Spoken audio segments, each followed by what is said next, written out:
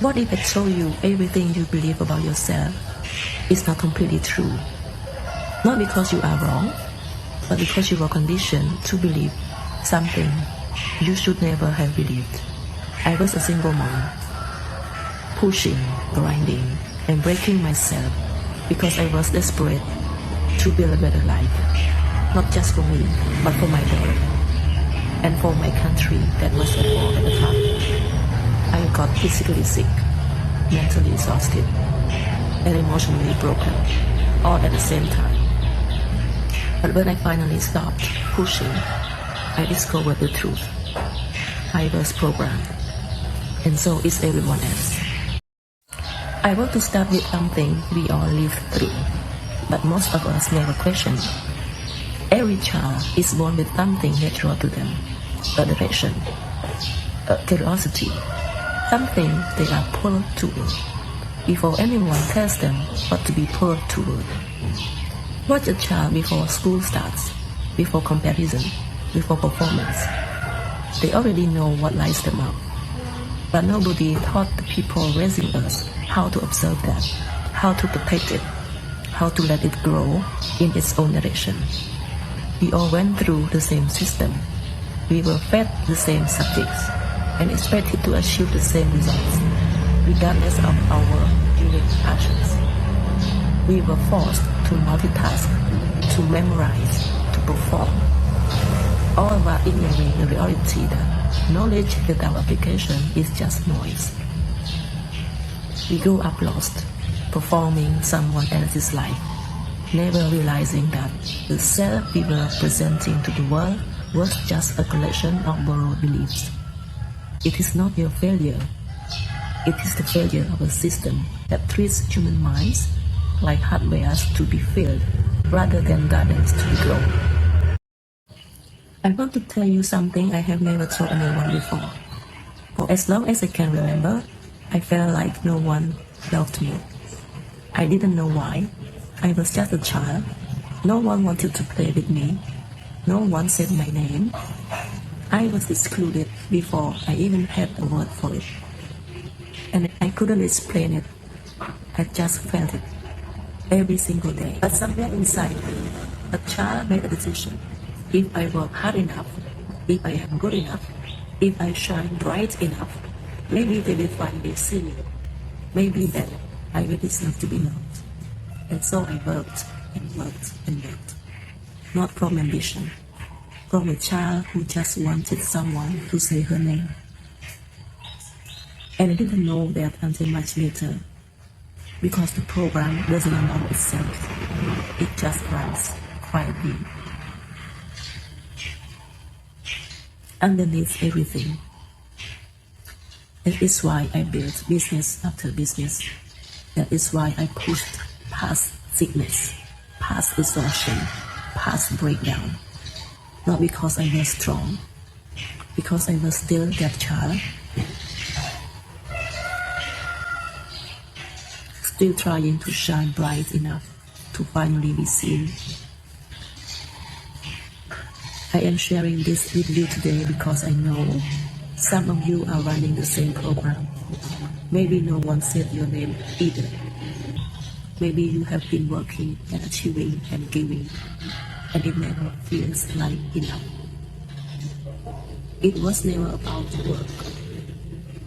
It was always about the child who just wanted to be loved as they are. You were always enough. You were just never told. And I want to explain to you precisely why that happens. Not as a feeling, as a biological fact. Now let me ask you something. Have you ever shouted at someone you love? And the moment it came out, you thought, why did I just do that? Or stay completely silent when you needed to speak and walked away hating the cemetery? Or blamed someone, a partner, a child, a colleague, and felt it wasn't even really about them. But you couldn't stop yourself. And after you ask yourself, why do I keep doing this? I don't want to be this person, but it keeps happening. This is not a character flaw. That is not weakness. Science tells us that 95% of everything we think, feel, decide, and do every single day is not coming from our conscious mind.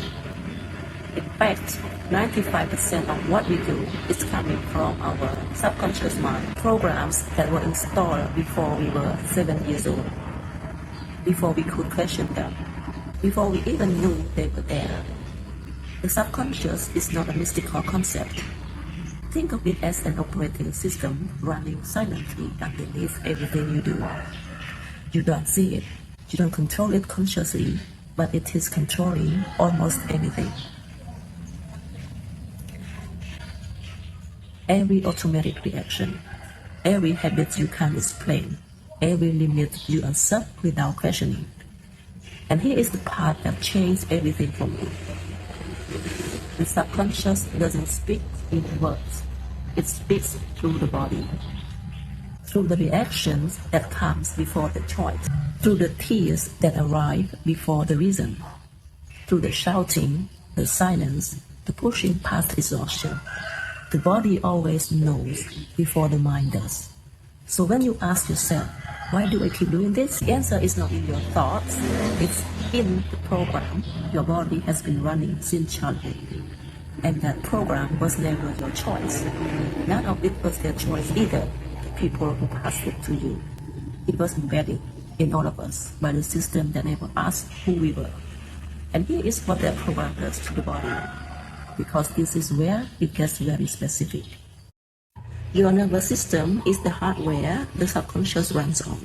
Every nerve in your body, your brain, your spinal cord, every automatic response you have ever had. And it has two states.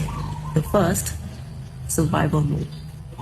When we are stressed, overwhelmed, afraid, or just rushing through the day, the nervous system activates protection mode. Flight, fight, freeze. Stress hormones flood the body, breathing becomes shallow.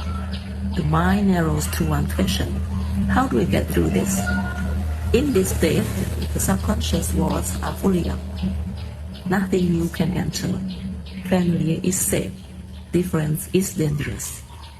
This is why you can read every book, attend every seminar, set every intention, and still wake up 6 months later in the same place. Not because you didn't try, because you were trying in survival mode. And survival mode doesn't allow change. It prevents it. The second state, creation mode. When the nervous system is calm and safe, the parasympathetic state activates. Breathing deepens. The body softens. The heart slows.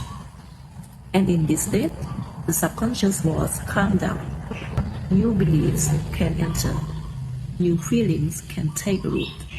New identity becomes possible. This is not spiritual. This is biology. And most of us, because of everything we carried from childhood, spend almost no time in creation mode. We are almost always in survival mode.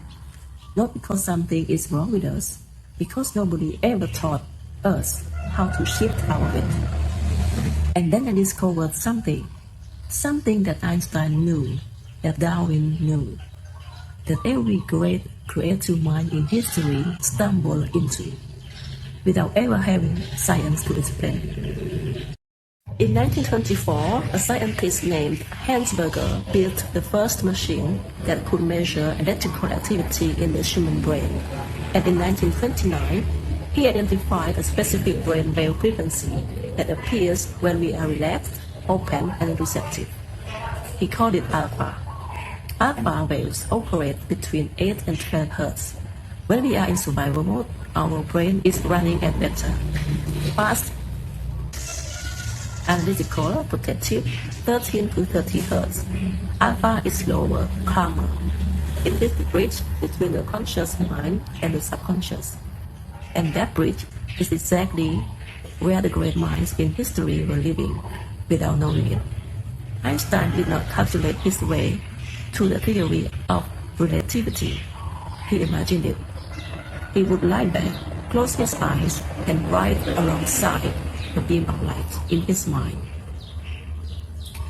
Not writing equation, just feeling it, seeing it, living inside the experience as if it were real. And the mathematics came after. They were just the language he used to describe what he had already felt and seen in his imagination.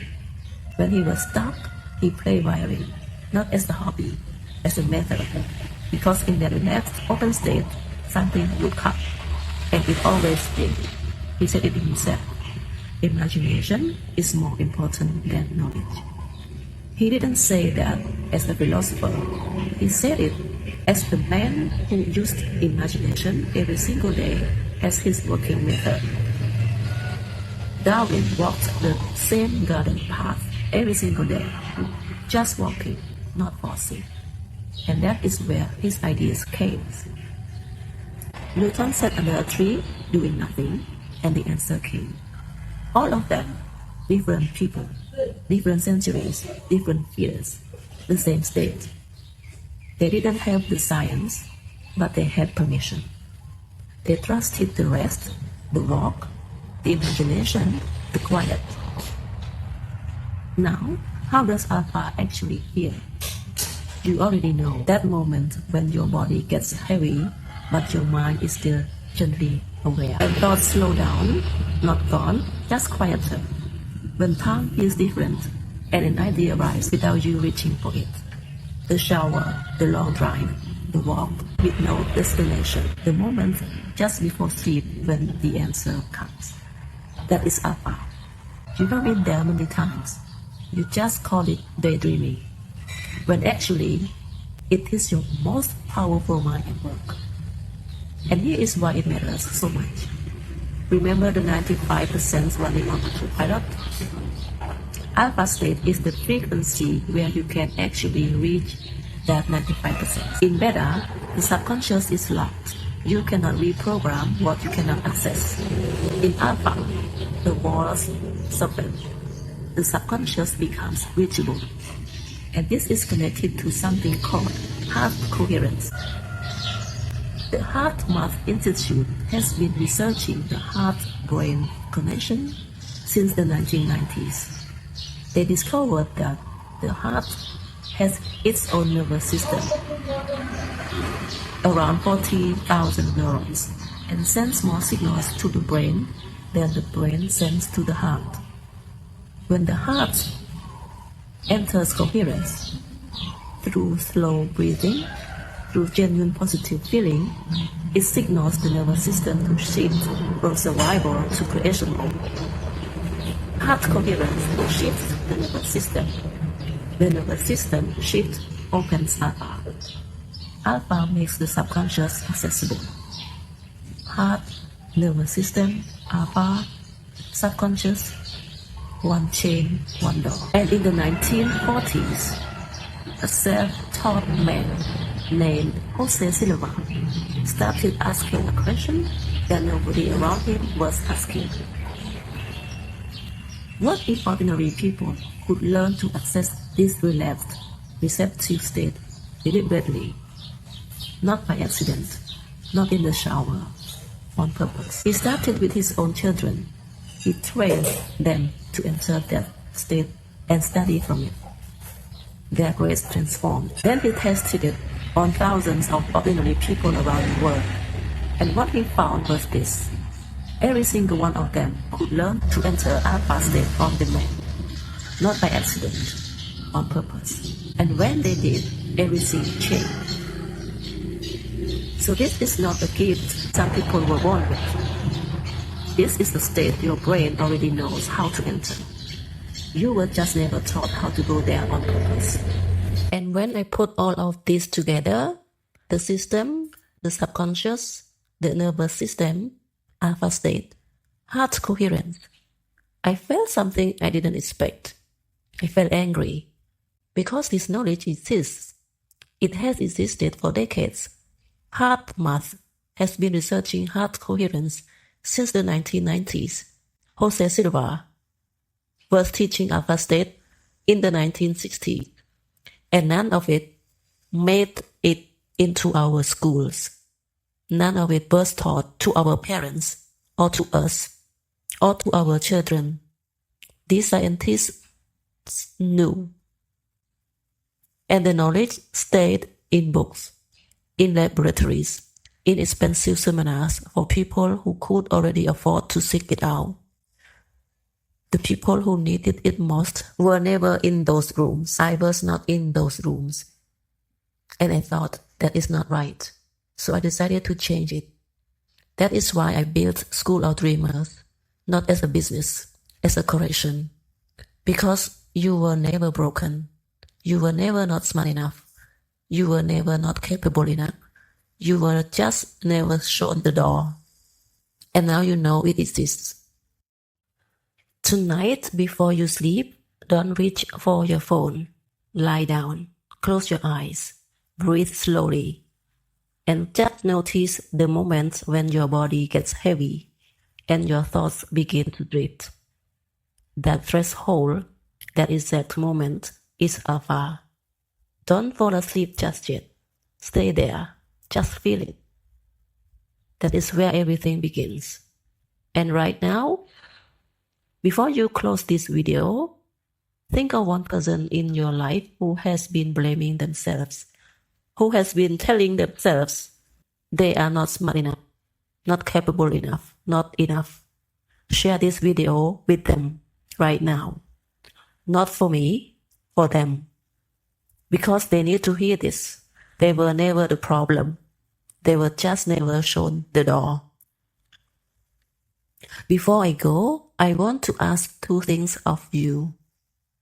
Starting today. The first one is for you. The next time you feel triggered, angry, frustrated, ready to react the way you always react, pause. Just pause and say to yourself quietly, this is not who I am. And that is not who they are either. That pause, that one moment of space between the trigger and the reaction is where everything can change. You will not do it perfectly, neither will I. But every time you pause, you are choosing differently than the program. And that is how rewiring begins. The second one is for the children around you. Pay attention to what you say to them. The moment you are tired and frustrated and your child just needs something from you, and you say, get away, go somewhere else. Maybe you think they won't remember, and you are right. They will not remember in their mind, but they will remember it in their body. And what the body remembers without words, without logic, without conscious thought, becomes identity. The child who was told to go away enough times becomes the adult who believes they are a burden. The child who was made invisible becomes the adult who achieves and still feels unseen. They won't know why, they will just feel it, carry it, live from it. The same way you have been living from something that was never yours. So be mindful, not perfect, just mindful. Because the words you speak to a child today become the voice in their head for the rest of their life. Make it a kind one. That is all I ask. And maybe right now you are sitting with something. Okay, I understand. I was programmed. It was not my fault. I can change. But who am I becoming then? If everything I believed about myself was conditioned, who is the real me underneath all of that? How do I even find that?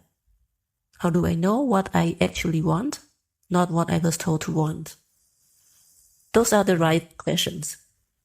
And they are the questions nobody ever helped us answer. Next time, we go deeper. Because now that the door is open, we have a lot of work to do.